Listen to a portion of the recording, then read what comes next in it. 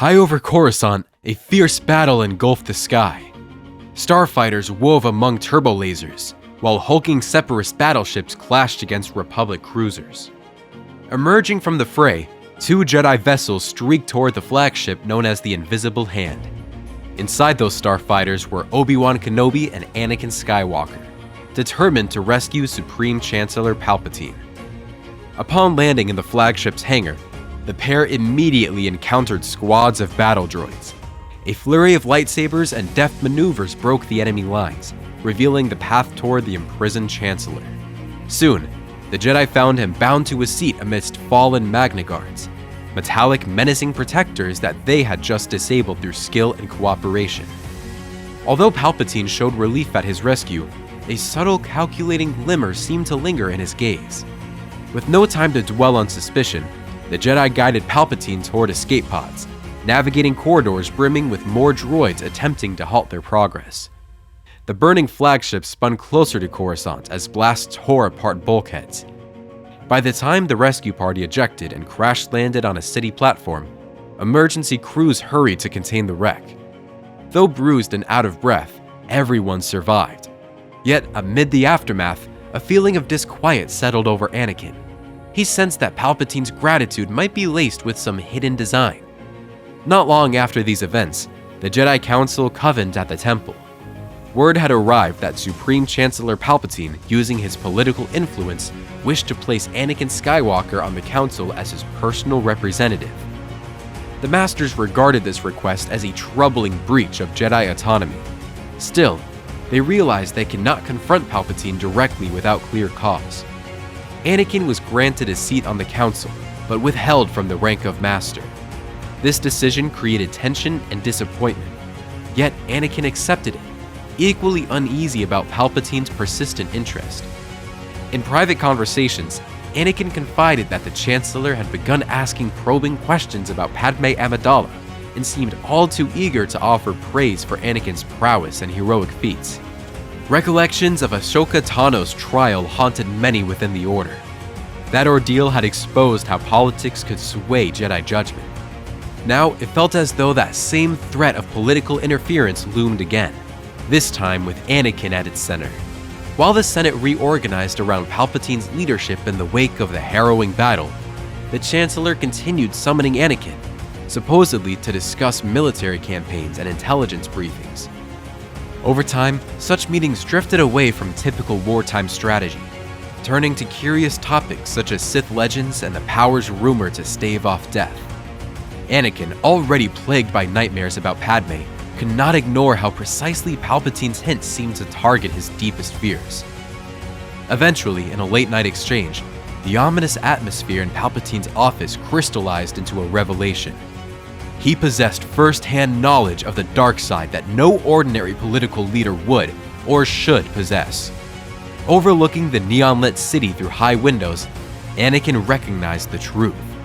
Palpatine was no mere politician. He was Darth Sidious, the puppet master behind the Clone Wars. Before we move on, I'd like to ask you a small favor. If you're enjoying this content so far, please take a second to like this video and subscribe to the channel. Over 98% of you watch these videos without subscribing. Imagine what we could accomplish if everyone subscribed. We thank you for your continued support. A clash erupted that night, the polished elegance of the Chancellor's office scorched by the collision of lightsabers. Palpatine revealed a terrifying command of the Force, hurling crackling energy and striking in swift, lethal arcs. Anakin's aggression, fueled by desperation to protect Padme, nearly overcame the experienced Sith Lord. Yet the sudden arrival of Senate guards interrupted the duel. Palpatine, ensuring the encounter was recorded on holograms, allowed himself a superficial injury. He then reversed the narrative, labeling Anakin, and by extension the Jedi, a treasonous threat to the Republic.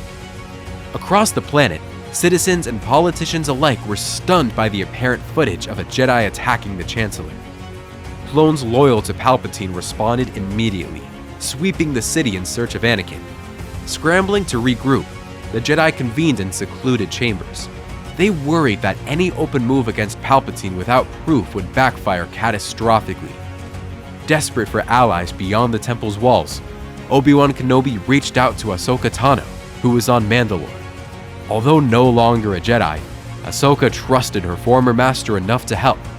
She diverted a few loyal soldiers and friends to Coruscant's underbelly, enlisting aid from individuals like the Martez sisters.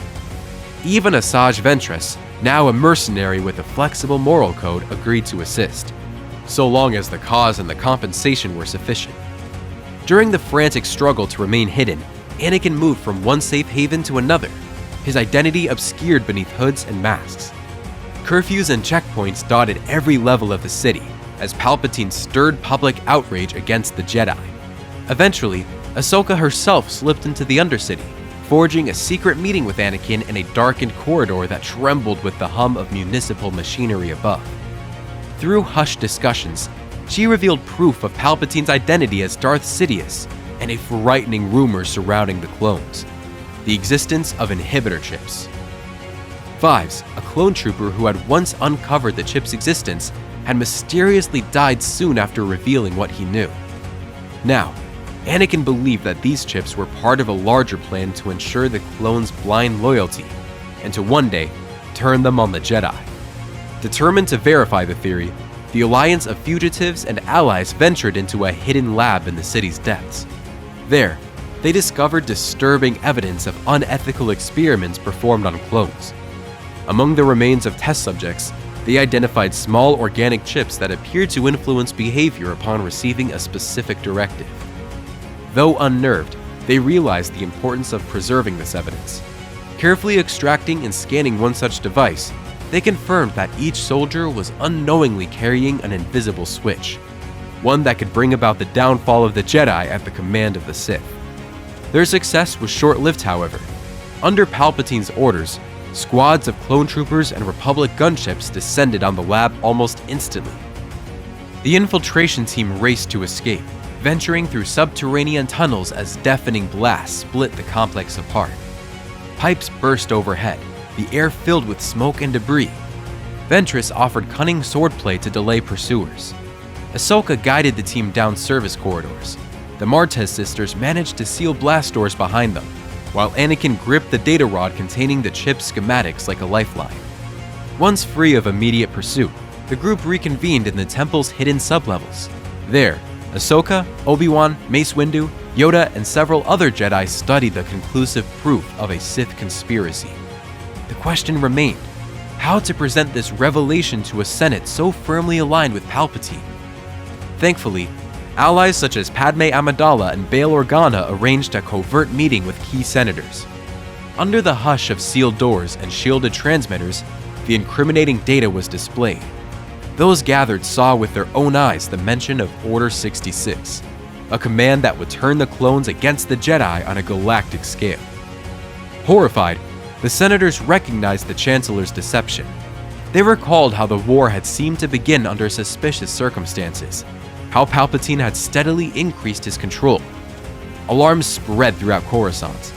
Unable to deny the evidence, many who had supported Palpatine now demanded accountability. Sensing defeat, the Sith Lord tried to flee, commandeering a sleek shuttle from the restricted hangar. A final chase erupted in Coruscant skies. Mace Windu led a squadron of Jedi Starfighters, coordinating precise maneuvers to block Palpatine's attempts at escape. Laser fire illuminated the skyline. Sirens wailed across platforms and traffic lanes. Eventually, the Jedi's accuracy struck the shuttle's engines, sending the vessel spinning and crashing onto a docking platform in a shower of sparks. Palpatine emerged from the wreck, robes singed and fury dancing in his eyes. His last stand was a violent outburst of dark side power, which the surrounding Jedi, Windu, Obi-Wan, Yoda, and Anakin combined their strength to neutralize. In that climactic confrontation, Palpatine's advantage slipped away.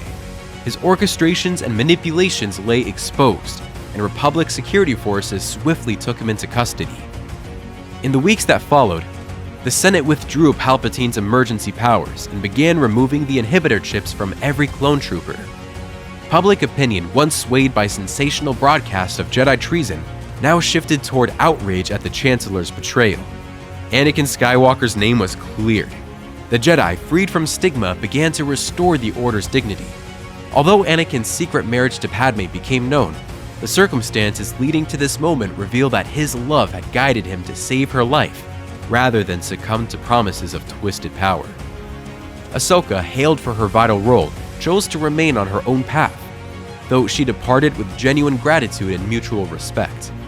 Asajj Ventress, satisfied with her part in toppling Palpatine and collecting payment, vanished back into the shadows. Reforms swept through the Senate and the Republic's military. Clones, relieved of coercive programming, stood side by side with Jedi and civilians to rebuild. High in the Jedi Temple, on a balcony overlooking Coruscant's dawn, the reawakening city shimmered with renewed hope.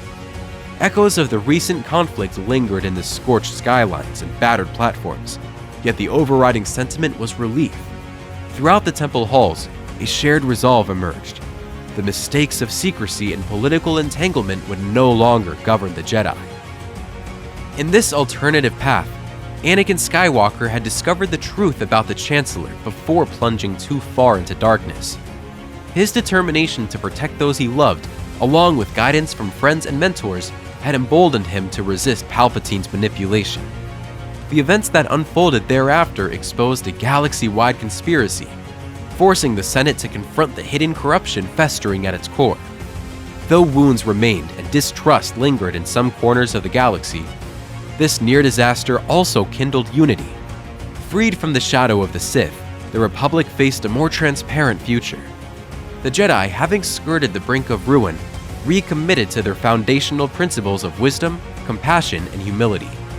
As the final echoes of conflict subsided, a collective sense of renewal spread from Coruscant across star systems battered by war. With Palpatine's insidious scheme laid bare, countless lives, especially those of the clone troopers, were spared the tragedy that had once loomed over them. The choices made in these desperate hours forged a new trajectory, demonstrating that the power of genuine loyalty and courage could eclipse the darkest manipulations of the Force. In the stillness that followed, those involved reflected on how close they had come to losing everything. They recognized that one pivotal decision, Anakin's choice to reject the Sith, had changed the course of history. In a galaxy often haunted by fear, small sparks of resolve could blaze into a guiding light, driving back the shadows of manipulation and despair. If you enjoyed this journey through what might have been, don't forget to subscribe. Together, we'll explore more tales that celebrate the galaxy far, far away. May the Force be with you, always.